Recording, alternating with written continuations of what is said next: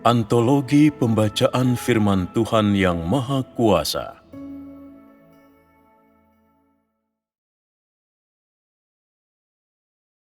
Memulihkan kehidupan normal manusia dan membawanya ke tempat tujuan yang mengagumkan.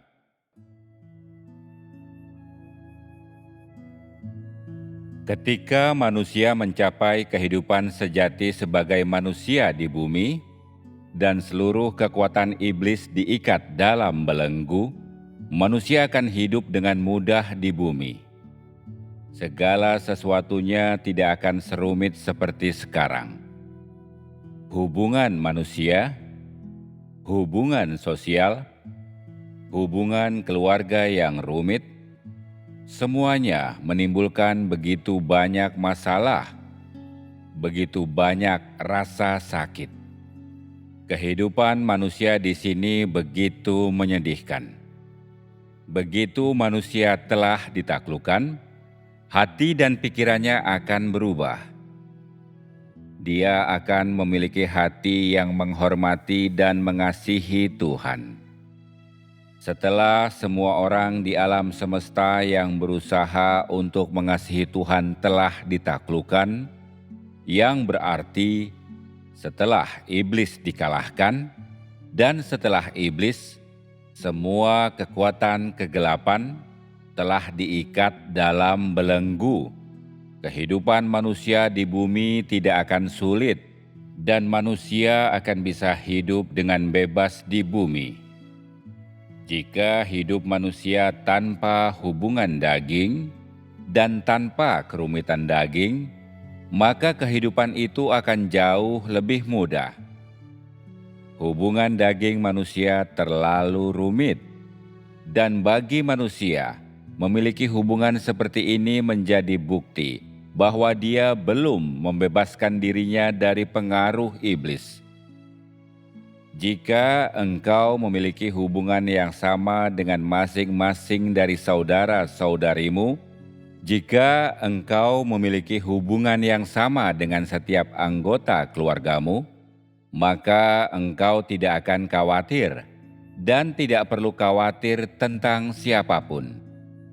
Tidak ada yang bisa lebih baik, dan dengan demikian manusia akan terbebas dari separuh penderitaannya.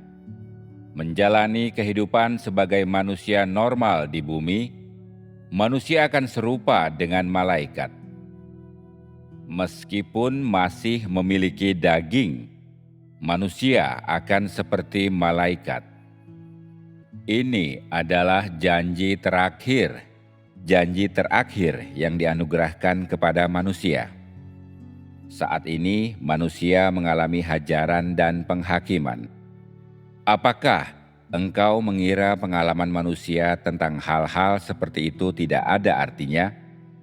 Mungkinkah pekerjaan hajaran dan penghakiman dilakukan tanpa alasan? Sebelumnya telah dikatakan bahwa menghajar dan menghakimi manusia berarti menempatkannya ke dalam jurang maut, yang berarti merampas nasib dan prospeknya. Ini demi satu hal, penahiran manusia. Manusia tidak ditempatkan di lubang maut dengan sengaja, dan setelahnya Tuhan tidak bertanggung jawab atas manusia. Sebaliknya, itu adalah untuk menangani pemberontakan dalam diri manusia, sehingga pada akhirnya hal-hal di dalam diri manusia dapat ditahirkan, sehingga dia dapat memperoleh pengetahuan yang benar tentang Tuhan dan menjadi seperti orang suci. Jika ini dilakukan, maka semua akan tercapai. Kenyataannya, ketika hal-hal dalam diri manusia yang harus ditangani memang ditangani, dan manusia memberikan kesaksian yang berkumandang, iblis juga akan dikalahkan. Dan meskipun mungkin ada beberapa hal yang semula ada dalam diri manusia yang tidak sepenuhnya ditahirkan, begitu iblis dikalahkan, hal itu tidak lagi akan menimbulkan masalah. Dan pada saat itu, manusia akan sepenuhnya ditahirkan. Manusia belum pernah mengalami kehidupan seperti itu, tetapi ketika iblis dikalahkan, semuanya akan diselesaikan, dan hal-hal remeh di dalam diri manusia semuanya akan dibereskan. Dan begitu masalah utama telah terselesaikan, semua masalah lainnya akan berakhir. Selama inkarnasi Tuhan di bumi ini, saat Dia secara pribadi melakukan pekerjaannya di antara manusia, semua pekerjaan yang Dia lakukan dilakukannya untuk mengalahkan iblis, dan Dia akan mengalahkan iblis melalui penaklukan manusia dan dengan menyempurnakanmu. Ketika engkau semua memberikan kesaksian yang berkumandang, ini juga akan menjadi tanda kekalahan iblis. Manusia pertama-tama ditaklukkan dan akhirnya benar-benar disempurnakan untuk mengalahkan iblis. Namun, pada hakikatnya bersama dengan kekalahan iblis, ini juga merupakan penyelamatan seluruh umat manusia dari lautan penderitaan yang kosong ini. Terlepas dari apakah pekerjaan dilakukan di seluruh dunia atau di Tiongkok, itu semua adalah untuk mengalahkan iblis dan membawa keselamatan bagi seluruh umat manusia, sehingga manusia dapat memasuki tempat perhentian. Tuhan yang berinkarnasi, daging yang normal ini, memang untuk mengalahkan iblis. Pekerjaan Tuhan dalam daging digunakan untuk membawa keselamatan bagi semua manusia di bawah langit yang mengasihi Tuhan. Pekerjaan ini demi menaklukkan semua umat manusia, dan selain itu, demi mengalahkan iblis. Inti dari semua pekerjaan pengelolaan Tuhan tidak dapat dipisahkan dari kekalahan iblis untuk membawa keselamatan bagi seluruh umat manusia. Mengapa? Dalam banyak pekerjaan ini, selalu ada pembahasan tentang perlunya engkau semua menjadi kesaksian, dan kepada siapakah kesaksian ini diarahkan? Bukankah kesaksian itu diarahkan kepada iblis? Kesaksian ini diberikan tentang Tuhan, dan kesaksian ini diberikan untuk mempersaksikan bahwa pekerjaan Tuhan telah mencapai hasilnya. Memberi kesaksian berkaitan dengan pekerjaan mengalahkan iblis. Jika tidak ada pertempuran dengan iblis, maka manusia tidak akan dituntut untuk menjadi kesaksian. Karena iblis harus dikalahkanlah. Pada saat yang sama dengan penyelamatan manusia, Tuhan menuntut bahwa manusia menjadi kesaksian tentang Dia di hadapan iblis, yang Dia gunakan untuk menyelamatkan manusia dan bertempur melawan iblis. Karena itu, manusia adalah objek penyelamatan sekaligus alat untuk mengalahkan iblis. Dan karena itu, manusia merupakan inti dari pekerjaan seluruh pengelolaan Tuhan. Sedangkan iblis hanyalah objek pemusnahan, musuh. Engkau mungkin merasa bahwa engkau tidak melakukan apapun. Tetapi karena perubahan watakmu, kesaksian telah diberikan, dan kesaksian ini diarahkan kepada iblis dan tidak diberikan tentang manusia. Manusia tidak layak untuk menikmati kesaksian seperti ini. Bagaimana dia dapat memahami pekerjaan yang dilakukan oleh Tuhan? Objek pertarungan Tuhan adalah iblis, sedangkan manusia hanyalah objek penyelamatan. Manusia memiliki watak-watak iblis yang rusak dan tidak mampu memahami pekerjaan ini. Ini karena perusakan oleh iblis, dan ini tidak melekat di dalam diri manusia tetapi diarahkan oleh iblis. Sekarang ini, pekerjaan utama Tuhan adalah mengalahkan iblis, yaitu sepenuhnya menaklukkan manusia, sehingga manusia dapat menjadi kesaksian terakhir tentang Tuhan di hadapan iblis. Dengan cara ini, semua hal akan tercapai. Dalam banyak kasus, dengan mata telanjangmu tampaknya tidak ada yang telah dilakukan. Tetapi pada kenyataannya, pekerjaan itu telah selesai. Manusia meminta agar semua pekerjaan yang telah selesai dapat dilihat, namun tanpa membuatnya terlihat olehmu. Aku telah menyelesaikan pekerjaanku karena iblis telah menyerah, yang berarti bahwa iblis telah benar-benar dikalahkan, bahwa semua hikmat, kekuasaan, dan otoritas Tuhan telah mengalahkan iblis. Memang inilah kesaksian yang harus dinyatakan. Dan meskipun kesaksian itu tidak memiliki ungkapan yang jelas di dalam diri manusia, meskipun kesaksian ini tidak terlihat oleh mata telanjang, iblis telah dikalahkan. Keseluruhan pekerjaan ini diarahkan kepada iblis dan dilakukan karena pertempuran melawan iblis. Dan karena itu, ada banyak hal yang tidak dilihat oleh manusia sebagai hal-hal yang telah berhasil diselesaikan. Tetapi di mata Tuhan, hal-hal itu telah berhasil diselesaikan sejak lama. Ini adalah salah satu kebenaran inti dari semua pekerjaan Tuhan. Setelah iblis dikalahkan, dengan kata lain, setelah manusia ditaklukkan sepenuhnya, manusia akan memahami bahwa semua pekerjaan ini adalah demi penyelamatan, dan bahwa cara penyelamatan ini adalah untuk merebut manusia dari tangan iblis. 6.000 tahun pekerjaan pengelolaan Tuhan dibagi menjadi 3 tahap. Zaman hukum Taurat, zaman kasih karunia, dan zaman kerajaan. Ketiga tahap pekerjaan ini semuanya demi penyelamatan umat manusia, yang berarti ketiganya adalah demi penyelamatan umat manusia yang telah sangat dirusak oleh iblis.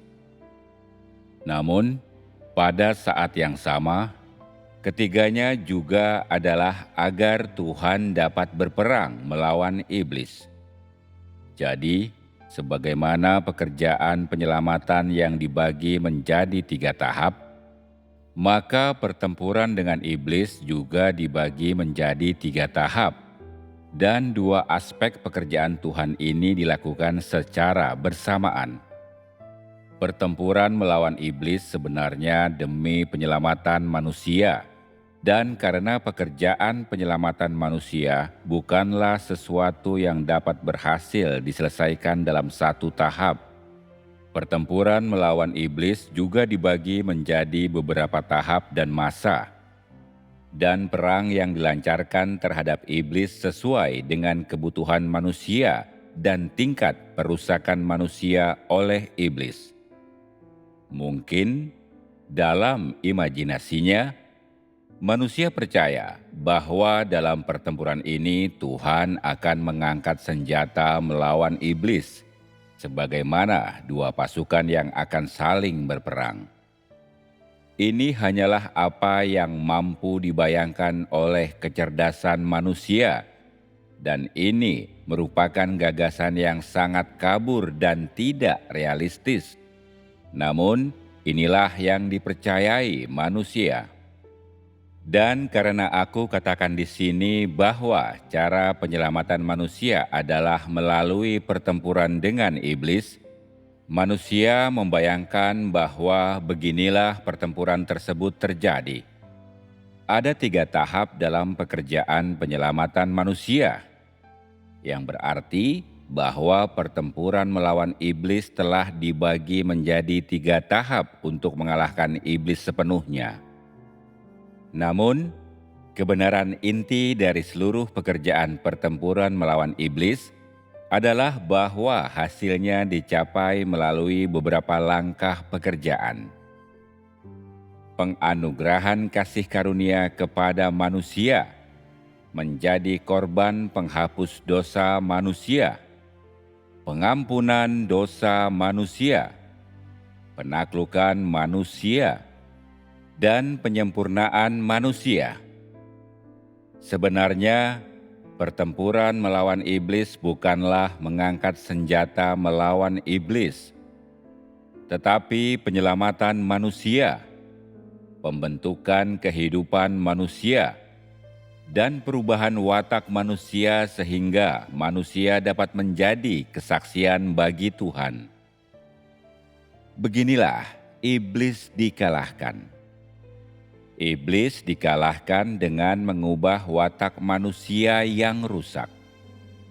Ketika iblis telah dikalahkan, yaitu ketika manusia telah sepenuhnya diselamatkan, maka iblis yang dipermalukan akan sepenuhnya dibelenggu, dan dengan demikian manusia akan sepenuhnya diselamatkan. Jadi, hakikat penyelamatan manusia adalah peperangan melawan iblis, dan perang ini terutama tercermin dalam penyelamatan manusia. Tahap akhir zaman, di mana manusia harus ditaklukkan, adalah tahap terakhir dalam pertempuran melawan iblis. Dan ini juga merupakan pekerjaan penyelamatan sempurna manusia dari wilayah kekuasaan iblis. Makna hakiki penaklukan manusia adalah kembalinya perwujudan iblis, yakni manusia yang telah dirusak oleh iblis, kepada Sang Pencipta setelah penaklukannya, yang melaluinya Dia akan meninggalkan iblis dan sepenuhnya kembali kepada Tuhan. Dengan cara ini, manusia akan sepenuhnya diselamatkan. Dan karena itu, pekerjaan penaklukan adalah pekerjaan terakhir dalam pertempuran melawan iblis, dan tahap terakhir dalam pengelolaan Tuhan demi kekalahan iblis. Tanpa pekerjaan ini, penyelamatan manusia sepenuhnya pada akhirnya akan mustahil. Kekalahan telak iblis juga mustahil, dan umat manusia tidak akan pernah dapat memasuki tempat tujuan yang mengagumkan atau terbebas dari pengaruh iblis. Karena itu, pekerjaan penyelamatan manusia tidak dapat berakhir sebelum pertempuran melawan iblis berakhir. Karena inti dari pekerjaan pengelolaan Tuhan adalah demi penyelamatan manusia. Manusia paling awal berada di tangan Tuhan, tetapi karena pencobaan dan perusakan oleh iblis, manusia terbelenggu oleh iblis dan jatuh ke dalam tangan si jahat. Dengan demikian, iblis menjadi objek yang harus dikalahkan dalam pekerjaan pengelolaan Tuhan. Karena iblis menguasai manusia, dan karena manusia adalah modal yang Tuhan gunakan untuk melaksanakan seluruh pengelolaan, jika manusia akan diselamatkan, maka dia harus direnggut kembali dari tangan iblis, yang berarti bahwa manusia harus diambil kembali setelah disandra oleh iblis. Dengan demikian, iblis dikalahkan melalui perubahan watak lama manusia, perubahan yang memulihkan akal dan nalar aslinya. Dengan demikian, Manusia yang telah ditawan dapat direnggut kembali dari tangan iblis. Jika manusia dibebaskan dari pengaruh dan belenggu iblis, iblis akan dipermalukan. Manusia pada akhirnya akan diambil kembali, dan iblis akan dikalahkan. Dan karena manusia telah dibebaskan dari pengaruh gelap iblis, manusia akan menjadi rampasan dari semua pertempuran ini, dan iblis akan menjadi objek yang akan dihukum setelah pertempuran ini selesai. Setelah itu, seluruh pekerjaan penyelamatan umat manusia akan selesai.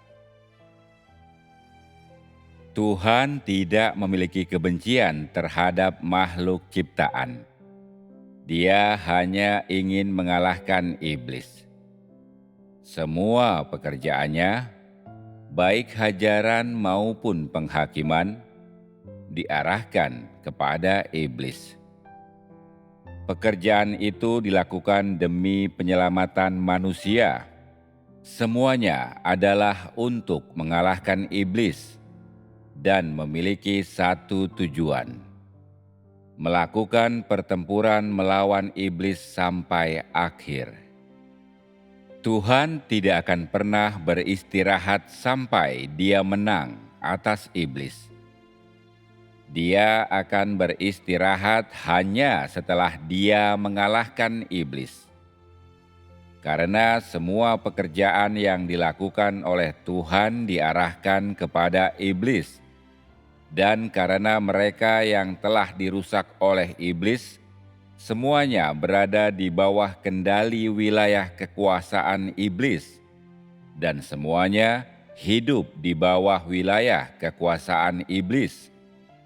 Tanpa peperangan melawan iblis dan tanpa lepas darinya, iblis tidak akan mengendurkan genggamannya atas orang-orang ini, dan mereka tidak bisa didapatkan. Jika manusia tidak didapatkan, itu akan membuktikan bahwa iblis belum dikalahkan, bahwa iblis belum ditaklukkan. Oleh karena itu, dalam rencana pengelolaan 6.000 tahun Tuhan, selama tahap yang pertama, Dia melakukan pekerjaan hukum Taurat. Selama tahap kedua, Dia melakukan pekerjaan zaman kasih karunia, yaitu pekerjaan penyaliban. Dan selama tahap yang ketiga, Dia melakukan pekerjaan menaklukkan umat manusia. Semua pekerjaan ini diarahkan pada sejauh mana iblis telah merusak manusia.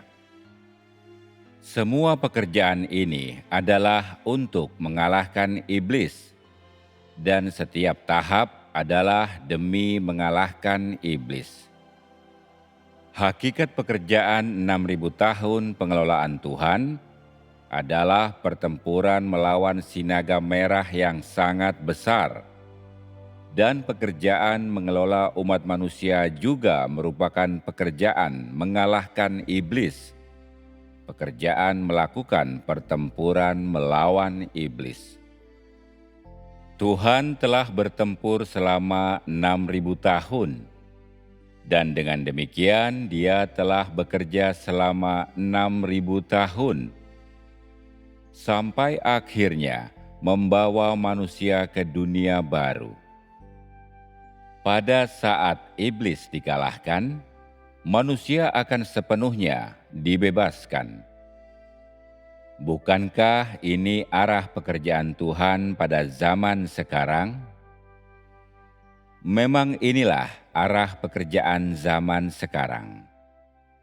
Pembebasan dan pelepasan manusia sepenuhnya, sehingga dia tidak tunduk pada aturan apapun, dan juga tidak dibatasi oleh ikatan atau pembatasan apapun.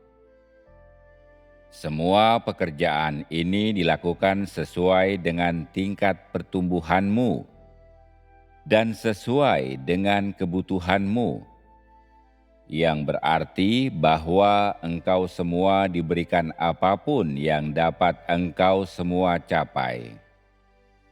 Ini bukan kasus memaksa bebek hinggap di tempat elang bertengger, memaksakan apapun kepadamu.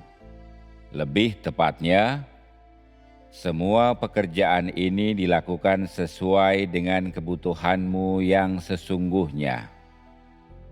Setiap tahap pekerjaan dilaksanakan sesuai dengan kebutuhan dan keperluan manusia yang sesungguhnya. Setiap tahap pekerjaan adalah demi mengalahkan iblis.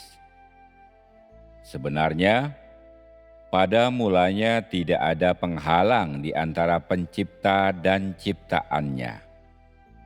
Semua penghalang itu disebabkan oleh iblis. Manusia menjadi tidak dapat melihat atau menyentuh apapun karena iblis telah mengganggu dan merusaknya. Manusia adalah korban, pihak yang telah tertipu. Begitu iblis telah dikalahkan, makhluk ciptaan akan melihat Sang Pencipta, dan Sang Pencipta akan melihat makhluk ciptaan dan dapat secara pribadi memimpin mereka. Hanya inilah kehidupan yang harus dimiliki manusia di bumi. Dan karena itu, pekerjaan Tuhan pada dasarnya adalah untuk mengalahkan iblis. Dan begitu iblis dikalahkan, semuanya akan tuntas.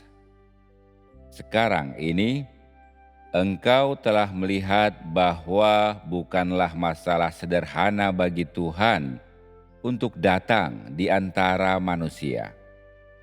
Dia tidak datang untuk menghabiskan setiap hari mencari kesalahan di dalam dirimu, untuk mengatakan ini dan itu, atau sekadar mengizinkanmu melihat seperti apa rupanya dan bagaimana dia berbicara dan hidup.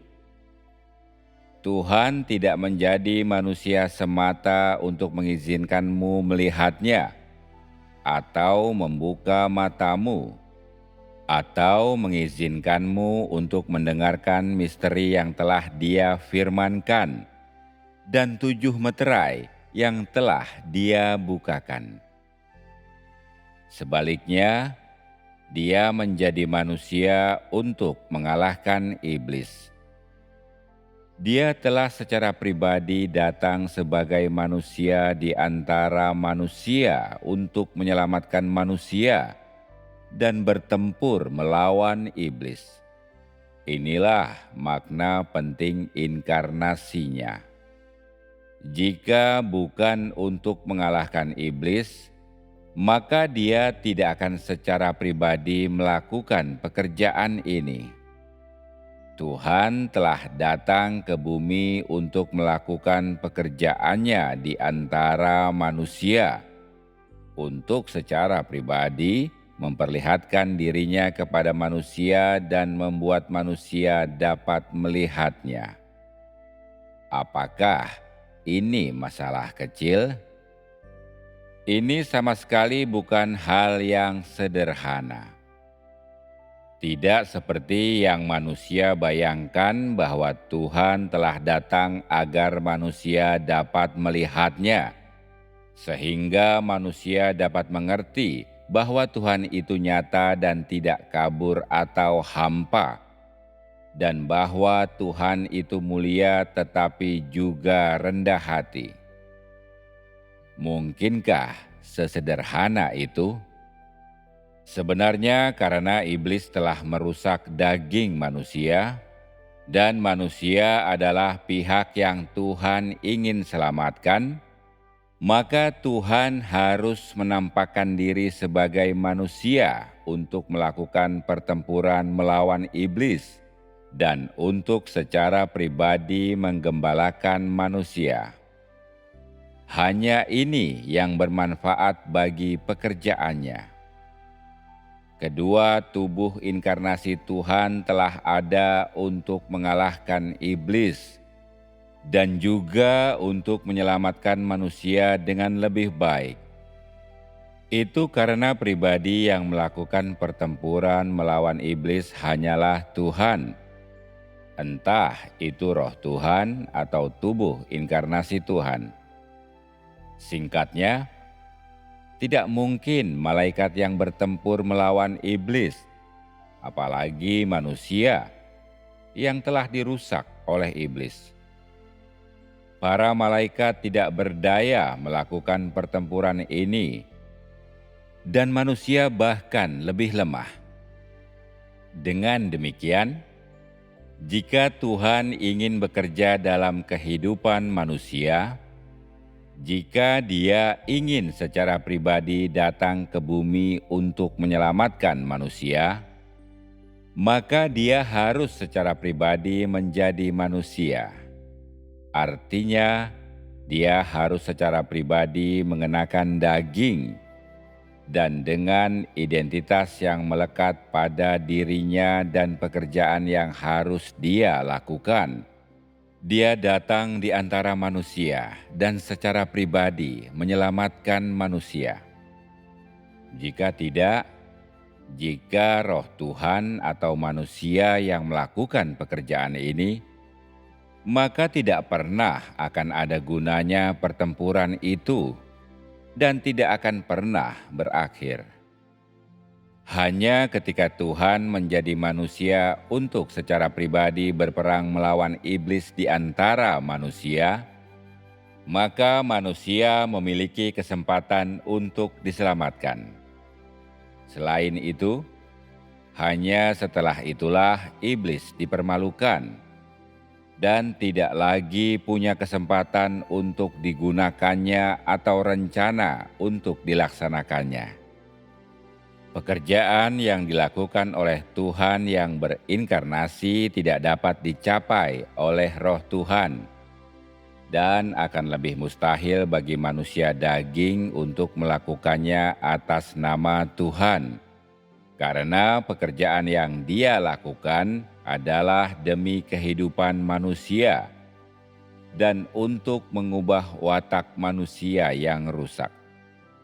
Seandainya manusia ikut serta dalam pertempuran ini, dia hanya akan melarikan diri dalam kekacauan yang menyedihkan dan sama sekali tidak akan mampu mengubah wataknya yang rusak.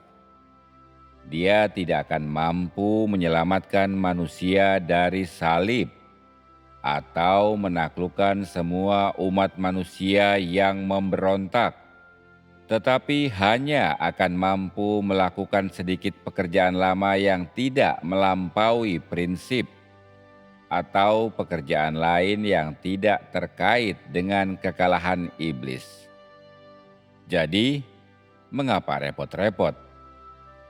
Apa pentingnya pekerjaan yang tidak bisa mendapatkan umat manusia, apalagi mengalahkan iblis? Dan karena itu, pertempuran melawan iblis hanya dapat dilakukan oleh Tuhan itu sendiri, dan sama sekali tidak mungkin bagi manusia untuk melakukannya. Tugas manusia adalah untuk taat dan mengikuti, karena manusia tidak mampu melakukan pekerjaan seperti menciptakan langit dan bumi.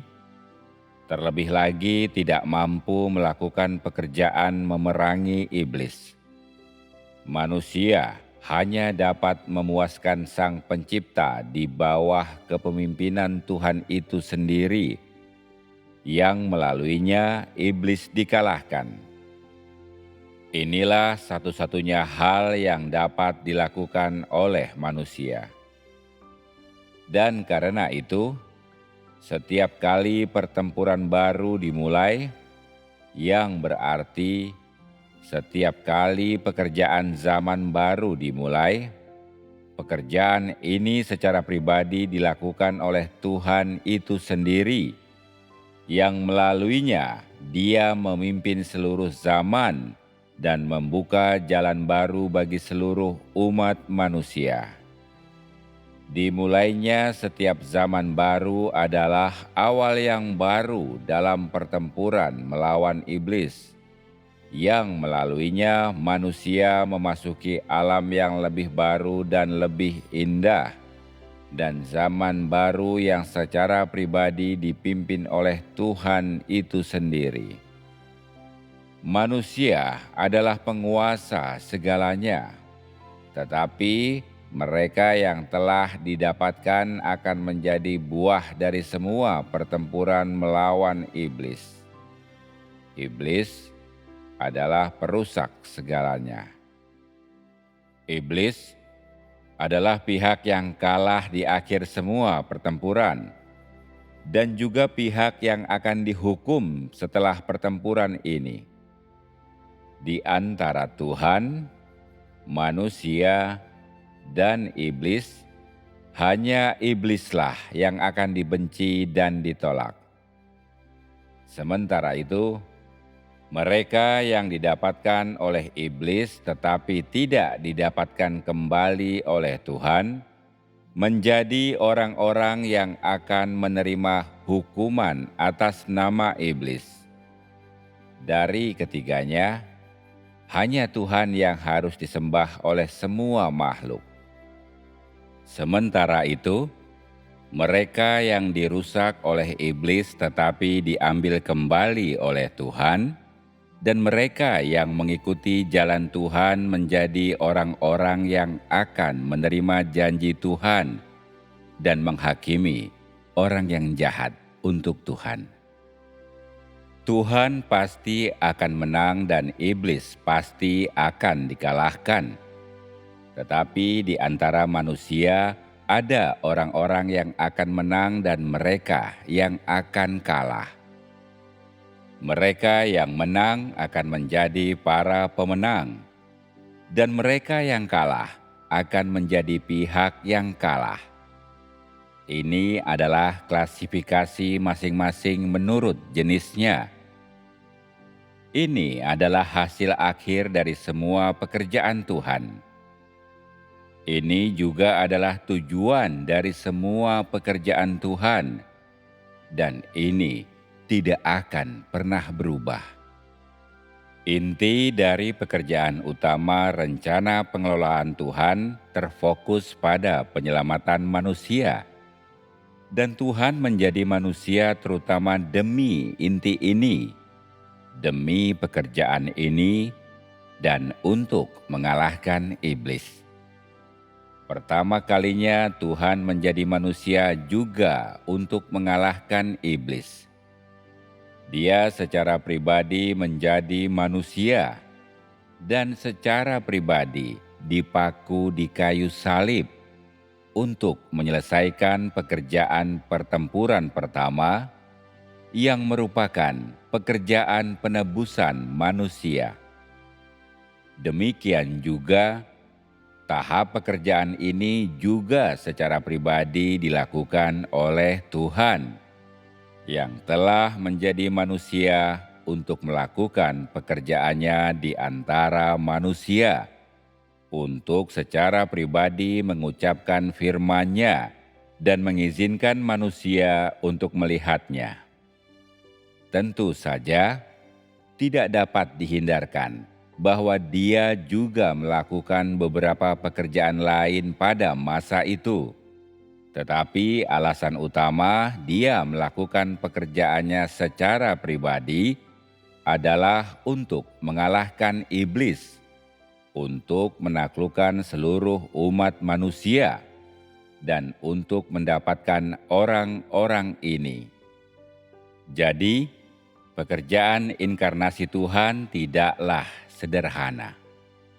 Jika tujuannya hanya untuk menunjukkan kepada manusia bahwa Tuhan itu rendah hati dan tersembunyi, dan bahwa Tuhan itu nyata, jika hanya demi melakukan pekerjaan ini, maka tidak perlu menjadi manusia. Bahkan seandainya Tuhan tidak menjadi manusia, Dia dapat mengungkapkan kerendah hatian dan ketersembunyiannya, kebesaran dan kekudusannya kepada manusia secara langsung, tetapi hal seperti ini tidak ada hubungannya dengan pekerjaan mengelola umat manusia. Semua itu tidak mampu menyelamatkan manusia atau menyempurnakannya, apalagi mengalahkan iblis. Jika kekalahan iblis hanya melibatkan roh yang melakukan peperangan melawan roh, maka pekerjaan seperti ini akan memiliki nilai praktis yang jauh lebih kecil. Pekerjaan ini tidak akan mampu mendapatkan manusia dan akan menghancurkan nasib dan prospek manusia. Karena itu, pekerjaan Tuhan saat ini sangat penting. Bukan hanya agar manusia dapat melihatnya, atau agar mata manusia dapat dibuka, atau untuk memberinya sedikit perasaan tergerak dan terdorong. Pekerjaan seperti itu tidak ada artinya jika engkau hanya dapat berbicara tentang pengetahuan seperti ini, maka itu membuktikan bahwa engkau tidak tahu arti sebenarnya dari inkarnasi Tuhan. Pekerjaan seluruh rencana pengelolaan Tuhan secara pribadi dilakukan oleh Tuhan itu sendiri. Tahap pertama, penciptaan dunia, dilakukan secara pribadi oleh Tuhan itu sendiri. Dan jika tidak demikian, tidak ada seorang pun yang mampu menciptakan umat manusia. Tahap kedua adalah penebusan seluruh umat manusia, dan itu juga dilakukan secara pribadi oleh Tuhan itu sendiri. Tahap ketiga sudah jelas. Ada kebutuhan yang lebih besar untuk akhir dari semua pekerjaan Tuhan dilakukan oleh Tuhan itu sendiri. Pekerjaan menebus, menaklukkan, mendapatkan, dan menyempurnakan seluruh umat manusia semuanya dilakukan secara pribadi oleh Tuhan itu sendiri. Jika Dia tidak secara pribadi melakukan pekerjaan ini, maka identitasnya tidak dapat direpresentasikan oleh manusia, atau pekerjaannya dilakukan oleh manusia. Untuk mengalahkan iblis, untuk mendapatkan manusia, dan untuk memberikan manusia kehidupan yang normal di bumi, Dia secara pribadi memimpin manusia dan secara pribadi bekerja di antara manusia. Demi seluruh rencana pengelolaannya dan demi semua pekerjaannya, Dia secara pribadi harus melakukan pekerjaan ini.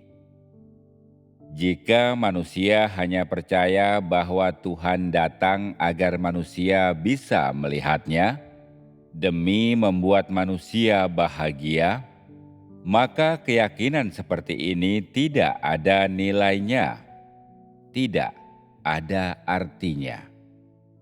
Pemahaman manusia terlalu dangkal. Hanya dengan melaksanakan sendiri pekerjaan ini, Tuhan dapat melakukan pekerjaan ini secara menyeluruh dan tuntas. Manusia tidak mampu melakukannya atas nama Tuhan. Karena manusia tidak memiliki identitas Tuhan atau hakikatnya, dia tidak mampu melakukan pekerjaan Tuhan. Dan bahkan seandainya manusia melakukan pekerjaan ini, itu tidak akan ada dampaknya. Pertama kali Tuhan menjadi manusia adalah demi penebusan, untuk menebus semua manusia dari dosa. untuk membuat manusia dapat ditahirkan dan diampuni atas dosa-dosanya. Pekerjaan penaklukan juga secara pribadi dilakukan oleh Tuhan di antara manusia. Jika selama tahap ini Tuhan hanya membicarakan nubuat, maka seorang nabi atau seseorang yang berkarunia dapat ditemukan untuk menggantikan tempatnya. Jika hanya nubuat yang dibicarakan, manusia dapat melakukannya menggantikan Tuhan. Namun jika manusia berusaha secara pribadi melakukan pekerjaan Tuhan itu sendiri dan berusaha membentuk kehidupan manusia, akan mustahil baginya untuk melakukan pekerjaan ini. Pekerjaan itu harus dilakukan secara pribadi oleh Tuhan itu sendiri. Tuhan secara pribadi harus menjadi manusia untuk melakukan pekerjaan ini. Di zaman firman, jika hanya nubuat yang disampaikan, maka Nabi Yesaya atau Elia dapat ditemukan untuk melakukan pekerjaan ini, dan tidak perlu bagi Tuhan itu sendiri untuk melakukannya secara pribadi. Karena pekerjaan yang dilakukan pada tahap ini bukan hanya membicarakan nubuat, dan karena pekerjaan firman lebih penting digunakan untuk menaklukkan manusia dan mengalahkan iblis, pekerjaan ini tidak dapat dilakukan oleh manusia dan harus secara pribadi dilakukan oleh Tuhan itu sendiri. Di zaman hukum Taurat, Yahweh melakukan sebagian dari pekerjaannya. Setelah itu, Dia menyampaikan beberapa firman dan melakukan sebagian pekerjaan melalui para nabi. Itu karena manusia dapat menggantikan Yahweh dalam pekerjaannya, dan para pelihat dapat meramalkan berbagai hal dan menafsirkan sebagian mimpi atas namanya. Pekerjaan yang dilakukan pada mulanya bukanlah pekerjaan mengubah watak manusia secara langsung dan tidak terkait dengan dosa manusia, dan manusia hanya dituntut untuk mematuhi hukum. Jadi, Yahweh tidak menjadi manusia dan menampakkan dirinya kepada manusia. Sebaliknya, Dia berbicara langsung kepada Musa dan yang lainnya, memerintahkan mereka berbicara dan bekerja atas namanya, dan menyebabkan mereka bekerja secara langsung di antara umat manusia. Tahap pertama pekerjaan Tuhan adalah memimpin manusia. Ini adalah awal dari pertempuran melawan iblis. Tetapi pertempuran ini belum secara resmi dimulai. Perang resmi melawan iblis dimulai dengan inkarnasi Tuhan yang pertama, dan perang ini terus berlanjut sampai sekarang. Pertempuran pertama perang ini adalah ketika Tuhan yang berinkarnasi dipaku di kayu salib. Penyaliban Tuhan yang berinkarnasi mengalahkan iblis, dan itu adalah tahap pertama yang berhasil dalam perang itu. Ketika Tuhan yang berinkarnasi mulai secara langsung bekerja dalam kehidupan manusia, ini adalah awal yang resmi dari pekerjaan mendapatkan kembali manusia. Dan karena ini adalah pekerjaan mengubah watak lama manusia, ini adalah pekerjaan melakukan pertempuran melawan iblis. Tahap pekerjaan yang dilakukan oleh Yahweh pada mulanya hanyalah memimpin kehidupan manusia di bumi. Ini adalah awal dari pekerjaan Tuhan. Dan meskipun pekerjaan ini belum melibatkan pertempuran apapun, atau pekerjaan besar apapun, pekerjaan ini menjadi dasar bagi pekerjaan pertempuran yang akan datang. Kemudian, Tahap kedua dari pekerjaan selama zaman kasih karunia melibatkan perubahan watak lama manusia, yang berarti bahwa Tuhan itu sendiri bekerja dalam kehidupan manusia. Ini harus dilakukan secara pribadi oleh Tuhan. Pekerjaan ini menuntut bahwa Tuhan secara pribadi menjadi manusia. Jika Dia tidak menjadi manusia, tidak ada pribadi lain yang dapat menggantikan Dia dalam tahap pekerjaan ini, karena pekerjaan ini merupakan pekerjaan bertempur secara langsung melawan iblis. Seandainya manusia melakukan pekerjaan ini atas nama Tuhan, ketika manusia berdiri di hadapan iblis, iblis tidak akan menyerah dan manusia tidak mungkin mengalahkannya. Harus Tuhan yang berinkarnasi yang datang untuk mengalahkan iblis, karena hakikat Tuhan yang berinkarnasi tetaplah Tuhan. Dia tetaplah hidup manusia, dan Dia tetaplah Sang Pencipta. Apapun yang terjadi, identitas dan hakikatnya tidak akan berubah. Dan karena itu, Dia mengenakan daging dan melakukan pekerjaan untuk membuat iblis menyerah total.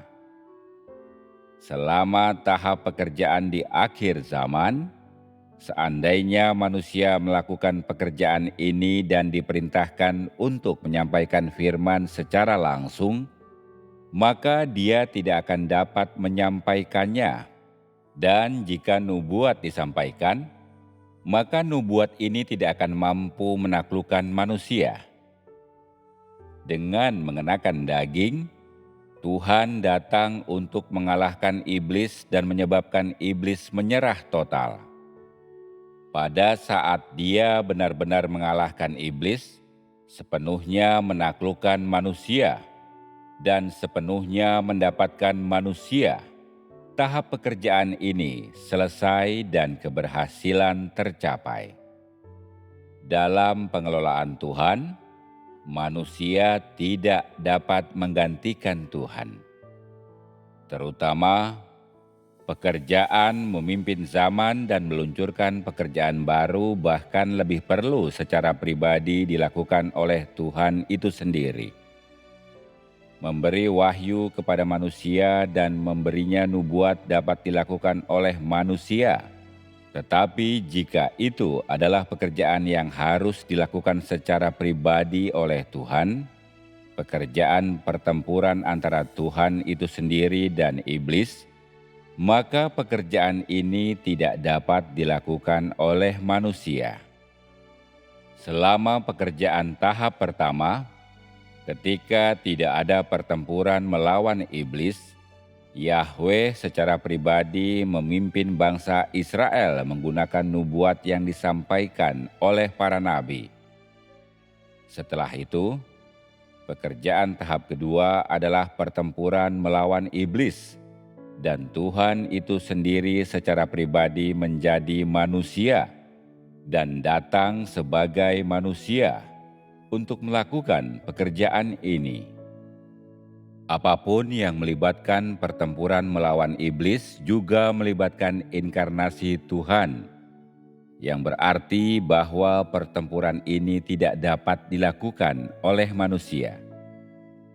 Jika manusia melakukan pertempuran, dia tidak akan mampu mengalahkan iblis.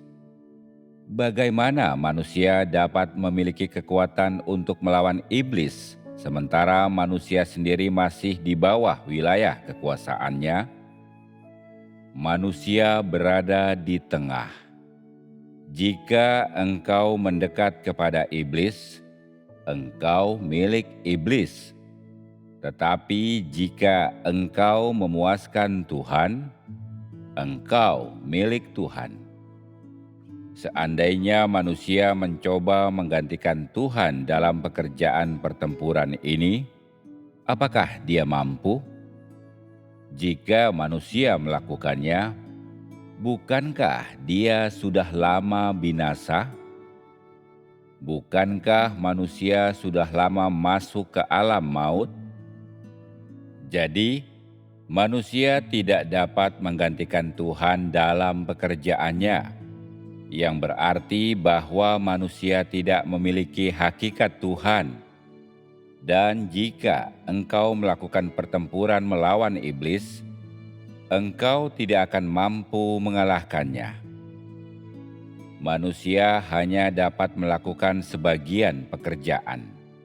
Dia dapat memperoleh dukungan dari sebagian orang, tetapi dia tidak dapat menggantikan Tuhan dalam pekerjaan Tuhan itu sendiri.